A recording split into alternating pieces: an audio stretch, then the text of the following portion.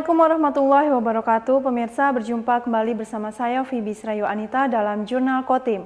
Informasi mengenai Kabupaten Kota Waringin Timur dan sekitarnya telah kami rangkum untuk Anda. Berikut informasi selengkapnya.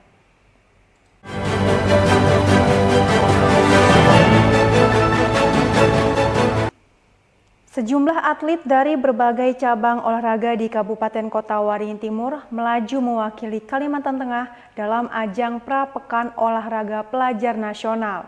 Melalui ajang tersebut, para atlet diharap bisa memaksimalkan potensi yang dimiliki demi meraih prestasi terbaik. Prapopnas tahun 2024 dilaksanakan di Solo, Jawa Tengah. Event olahraga bagi pelajar tersebut dilaksanakan selama 10 hari mulai tanggal 11 November.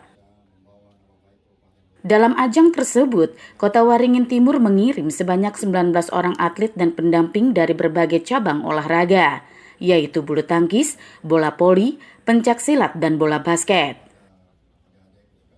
Para atlet Kota Waringin Timur ini akan bergabung dengan atlet lainnya di Provinsi Kalimantan Tengah. Mereka akan berkompetisi di zona 3 bersama 2 wilayah lainnya, yaitu Bali dan Jawa Tengah. Peraih juara 1 dan 2 dalam Prapopnas nantinya akan melaju ke Popnas. Diharapkan atlet Kota Waringin Timur dapat meraih prestasi tersebut. 19 orang atlet sama pelatihnya ada 3 orang. Ini cabang apa aja Pak? Cabangnya bulu tangkis, kemudian voli, pencaksilat, dan basket.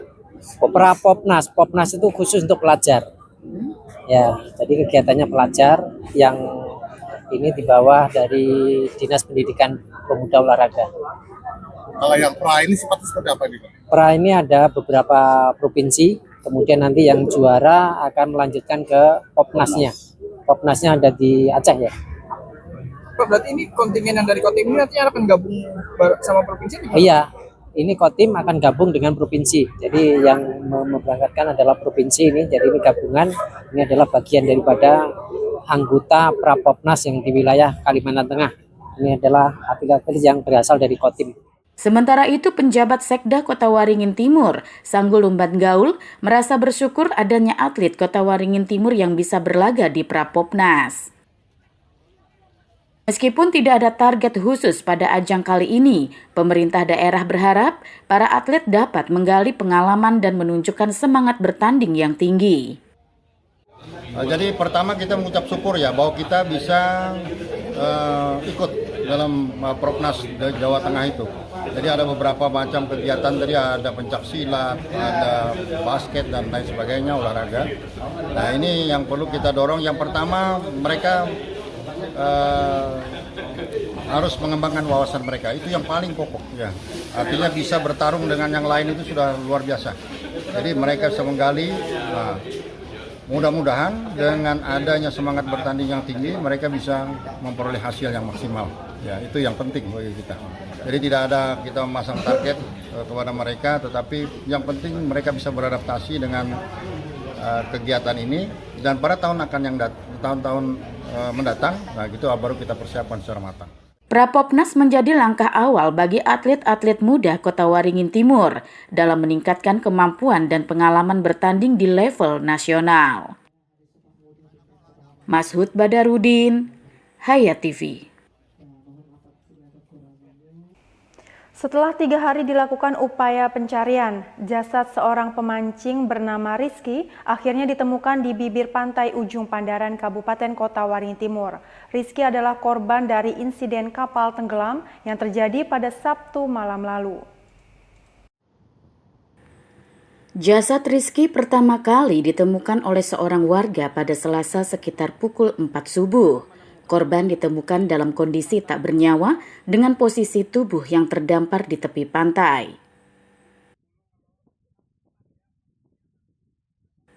Insiden kecelakaan laut yang merenggut nyawa Rizky terjadi pada Sabtu malam. Ketika itu, ia bersama 4 rekannya yang merupakan warga Palangkaraya berangkat memancing menggunakan kapal nelayan yang disewa bersama 3 kru kapal.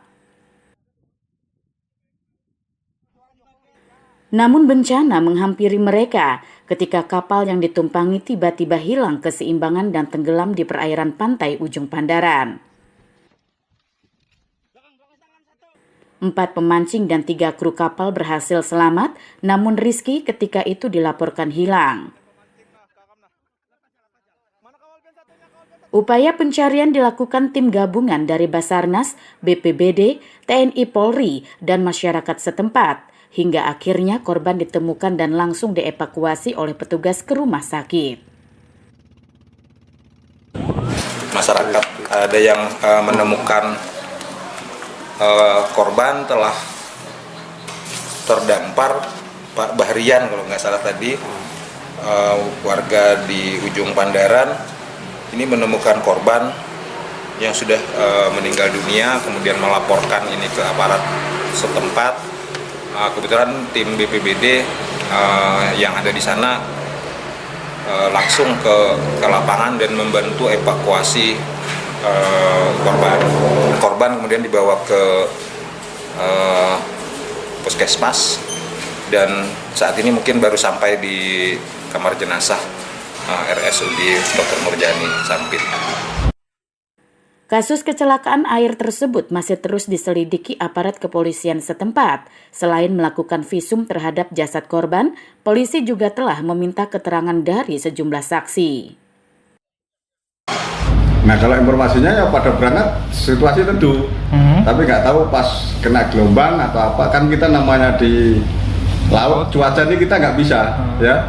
BMKG misalnya, BMKG itu mengatakan situasi saat ini teduh, tapi kemudian sejam ke depan itu kita nggak tahu posisi, karena di laut itu kita nggak bisa memastikan mau kapan ada muncul gelombang, kapan ada angin, kita nggak tahu. Kalau untuk masalah penyelidikannya kita masih proses pemeriksaan terhadap saksi-saksi saksi temannya korban sama proses pemeriksaan yang lainnya. Kalau untuk hasil visum, memang tadi di visum tapi hasilnya belum keluar. Ya. Nah, nanti kita masih dalam proses penyelidikan. Dengan telah ditemukannya jasad korban, maka operasi pencarian dan penyelamatan dinyatakan selesai. Mashud Badarudin, Hayat TV.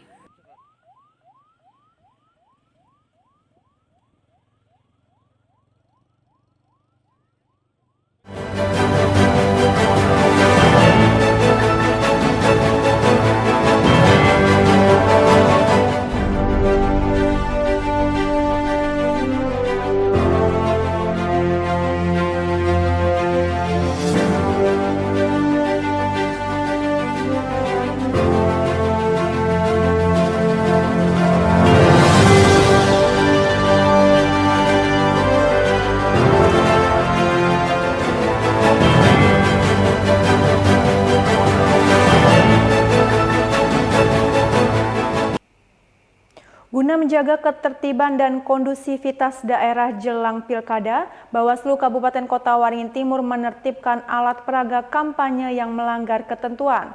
Penertiban dilaksanakan selama 2 hari pada tanggal 30 dan 31 Oktober. Penertiban APK di tengah masa kampanye oleh Bawaslu Kota Waringin Timur dilakukan bersama pemerintah daerah dan sejumlah instansi terkait lainnya. Dalam kegiatannya, Bawaslu menemukan banyak APK yang dipasang tidak sesuai dengan ketentuan, seperti dipasang atau dipaku di pohon maupun tiang listrik atau telepon, serta di persimpangan jalan yang mengganggu pandangan pengguna jalan. Penertiban juga dilakukan terhadap alat peraga sosialisasi yang dipasang sebelum masuknya masa kampanye. Dan kegiatan ini juga dilakukan hingga di tingkat kecamatan, kelurahan, dan desa. Sebelumnya Bawaslu telah menyurati seluruh pasangan calon untuk melakukan penertiban secara mandiri, namun imbauan itu terkesan diabaikan. Jika masih ada pemasangan APK yang melanggar, maka akan ditindak sesuai prosedur dugaan pelanggaran administratif. Bawaslu akan merekomendasikan KPU untuk memberikan teguran kepada paslon. Kita penertiban dulu, APS maupun APK ada ketentuan, tapi ketika pasca tanggal 31 masih ada yang memasang tidak sesuai ketentuan, maka kami menggunakan sesuai dengan prosedur atau instruksi Bos Suprinsi menggunakan prosedur dugaan pelanggaran administratif pemasangan APK yang tidak sesuai ketentuan. Ya, kalau memang terbukti itu melanggar ketentuan, maka kami merekomendasi kepada KPU berupa misalnya untuk menegur ya surat teguran tertulis atau surat peringatan tertulis kepada tim paslon tertentu yang memang melanggar ketentuan. Nah, KPU nanti yang menerbitkan surat teguran tertulis atau surat peringatan tertulis berdasarkan rekomendasi Bawaslu Kabupaten Kotim, begitu Pak. Kalau proseduralnya. Kalau konsekuensi terberatnya apa? Kalau terberat itu berkali-kali gitu kan. Itu akan tidak diikutkan dalam tahap berapa hari tahapan kampanye. Misalnya kita beri waktu 3 hari tidak boleh berkampanye gitu kan. Nah, itu terberat gitu Pak kalau pelanggaran administratif. Penertiban APK dan APS merupakan upaya dalam menjaga kondusivitas daerah menjelang pilkada yang akan dilaksanakan 27 November. Dengan langkah ini diharapkan semua pihak dapat mematuhi ketentuan sehingga proses pemilihan umum berjalan lancar dan sesuai aturan. Mashud Badarudin, Hayat TV.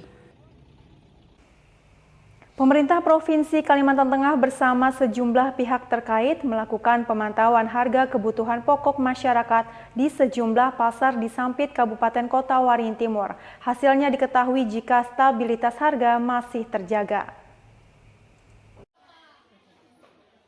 Terdapat setidaknya 3 pasar tradisional besar yang disambangi tim dalam memantau harga kebutuhan pokok pada Rabu pagi. Salah satunya Pasar Keramat di Kecamatan Baamang. Dipimpin staf ahli Gubernur Kalimantan Tengah Yuas Elko, tim berbincang dengan pedagang dan pembeli untuk mengetahui perkembangan harga, termasuk pasokan dan stok barang. Tim menemukan jika harga kebutuhan pokok di Sampit dalam kondisi wajar dan stabil. Hasil pantauan menunjukkan harga-harga masih dapat dijangkau masyarakat dan stok kebutuhan pokok dipastikan aman untuk beberapa bulan ke depan. Pemantauan juga dilakukan di gudang Bulog Sampit untuk mengetahui ketersediaan beras. Tidak jauh berbeda, saat ini stok beras bahkan mampu bertahan hingga 5 bulan ke depan. Yuas Elko mengatakan, pemantauan harga terus dilakukan secara berkala dengan turun ke daerah, terutama Kota Sampit, sebagai salah satu titik pantau penghitungan inflasi di Kalimantan Tengah selain Kota Palangkaraya. Kita sudah meninjau ya titik pasar Mentaya, pasar dekat Kodim, pasar Keramat. Dari hasil pemantauan tim, ternyata harganya tuh ya masih wajar ya, stabil, masih bisa dijangkau oleh masyarakat luas. Dan barang stoknya sudah amat cukup ya, cukup gitu loh untuk 3 bulan ke depan. Apalagi di Bulog ini sampai 5 bulan. Kalau saya mendengar laporan dari kepalanya. Ya mudah-mudahan inflasi Kalteng ya tetap terkendali dan mendapatkan reward lagi ya di tahun 2025, itu kita berharap. Tentunya ini atas arahan dari Bapak Gubernur Kalimantan Tengah dalam mengendalikan inflasi di seluruh kabupaten kota. Adapun berbagai langkah yang terus dilakukan pemerintah Kalimantan Tengah dalam mengendalikan inflasi, mulai dari mengadakan pasar murah hingga pemantauan harga. Termasuk rutin melakukan rapat bersama Kementerian Dalam Negeri untuk menentukan langkah dalam menjaga kestabilan harga. Mashud Badarudin, Hayat TV. Demikian pemirsa, berita tadi sekaligus menutup jumpa kita pada kali ini. Saya Fibi Srayu Anita mewakili jajaran yang bertugas, mohon undur diri dari hadapan Anda. Terima kasih dan sampai jumpa. Wassalamualaikum warahmatullahi wabarakatuh.